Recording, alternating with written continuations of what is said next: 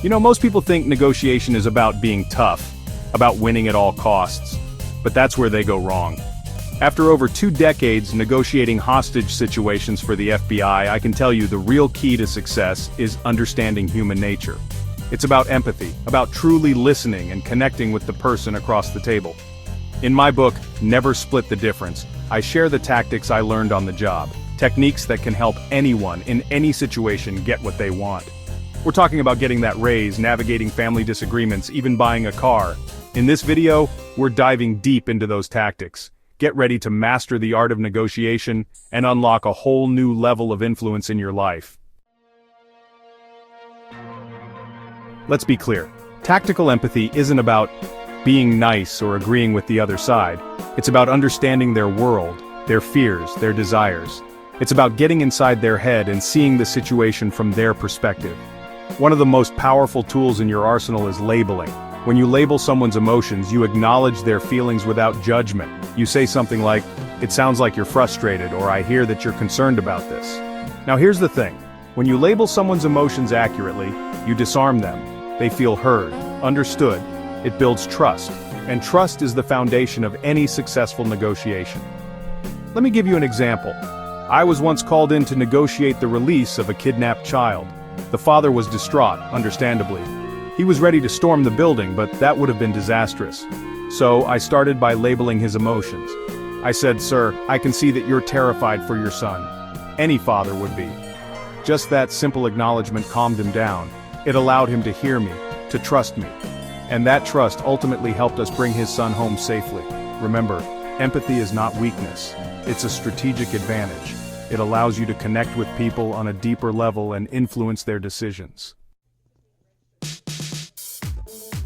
This one's simple, but don't underestimate its power. Mirroring is about repeating the last few words someone says, but with a questioning tone. It's like holding up a mirror to their words, inviting them to elaborate. Why does this work? Because people love to talk about themselves, and mirroring makes them feel heard. It shows that you're paying attention, that you're interested in what they have to say. I used mirroring constantly in hostage negotiations. It allowed me to keep the conversation going, to gather information without seeming aggressive. I'd say things like, "You're worried about your family," or "You don't trust the police." And you know what? They'd open up, they'd tell me their fears, their motivations, and that information was gold. It gave me leverage, it helped me understand their perspective, and ultimately it helped me save lives. Mirroring is a subtle art, but it's incredibly effective. Use it in your everyday conversations and watch how it transforms the way people respond to you. Most people are terrified of hearing no. They see it as rejection, as failure. But here's the thing. No is not the end of the negotiation, it's the beginning. When someone says no, they're setting a boundary. They're telling you what they're not willing to do, and that's valuable information. It tells you where you need to adjust your approach. One way to make no work for you is to ask questions that invite it. Instead of saying, "Do you have a minute?" try, "Is now a bad time?" This gives the other person an easy out, and it reduces the pressure on them to say yes. Remember, no is not a rejection of you, it's a rejection of the offer. Don't take it personally. Instead, use it as an opportunity to gather more information and find a solution that works for both sides. Chapter 4. The Illusion of Control, Guiding the Conversation with Calibrated Questions. Negotiation is about influence, but it's also about making the other person feel in control. That's where calibrated questions come in. Calibrated questions start with what or how. They're open-ended questions that force the other person to think and to articulate their needs. Instead of saying, "Can you do this?" try, "How can we make this work?" When you ask calibrated questions, you shift the burden of problem solving onto the other side. You make them feel like they're in the driver's seat, even though you're subtly guiding the conversation. Here are a few examples of calibrated questions. What are your biggest concerns about this project? How can we overcome this obstacle together? What would it take to make this deal work for you? These questions are powerful because they force the other person to engage with you. They can't just say yes or no. They have to think, to explain, to justify their position. And that gives you valuable information and leverage. Chapter 5. Beware of yes, master. That's right, the true sign of understanding. Here's a little secret. Yes is often meaningless. People say yes to avoid conflict, to please you, to get you off their back, but it doesn't mean they agree with you or that they're going to follow through. The real sign of understanding, the sign that you've truly connected with someone, is when they say, "That's right." It means you've accurately summarized their perspective, their feelings, their needs. So how do you get to "that's right"? By actively listening, by labeling their emotions, by using calibrated questions, and then, when you think you understand their position, summarize it back to them. Say something like, "So, if I'm hearing you correctly, you're concerned about X because of Y. Is that right?" If they say yes, keep working. You haven't earned their trust yet. But if they say, "That's right," you've struck gold. You've built rapport, you've established trust, and you're well on your way to a successful negotiation. Chapter 6. Bend reality, shaping perceptions of value, time, and risk. Negotiation is all about perception. It's about how you frame the issues, how you present the options, how you make the other side see things from your perspective. One powerful technique is anchoring. Anchoring is about setting the stage, creating a reference point that influences how the other side evaluates your offer. You do this by starting with an extreme offer, not because you expect them to accept it, but because it reframes the conversation. For example, let's say you're negotiating a salary.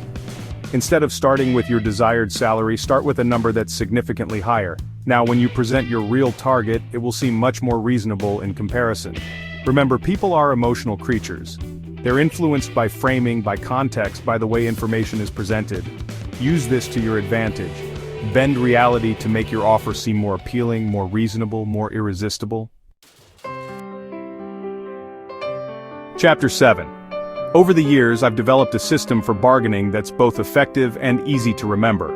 It's called the Ackerman model, and it's based on the principle of calibrated questions, emotional intelligence, and strategic concessions.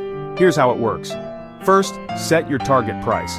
This is the ideal outcome you're aiming for. Then, make your first offer at 65% of your target.